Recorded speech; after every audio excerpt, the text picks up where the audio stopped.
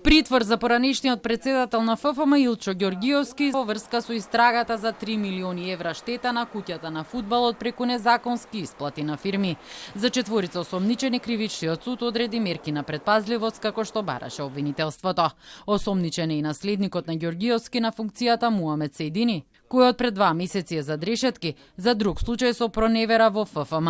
За време на мандатот на Ѓорѓиовски од 2015 до јули 2018 година присвоени се 2 милиони евра, а откако функцијата ја преземал Сејдини до октомври 2019 присвоени се близу 900.000 евра.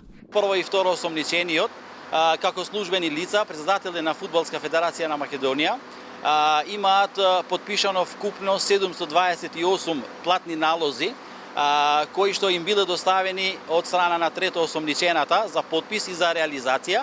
Трето осомничената е Олгица Младеновска, која вршела манипулации со сметководствената евиденција на ФФМ.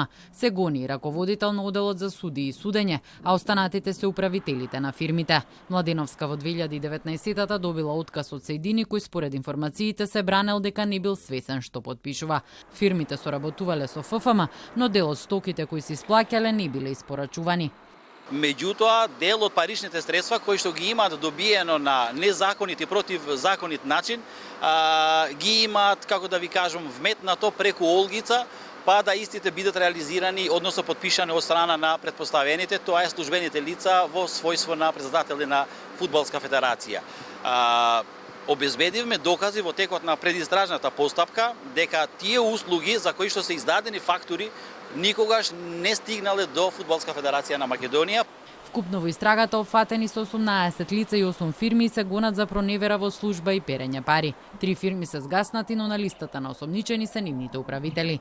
5 мина осомничени не се достапни на органите на прогон. Кривичната пријава од страна на финансиската полиција е поднесена во 2020 година, а обвинителот Азизи започнал да работи на случајот во 2024, откако го преземал од неговиот колега.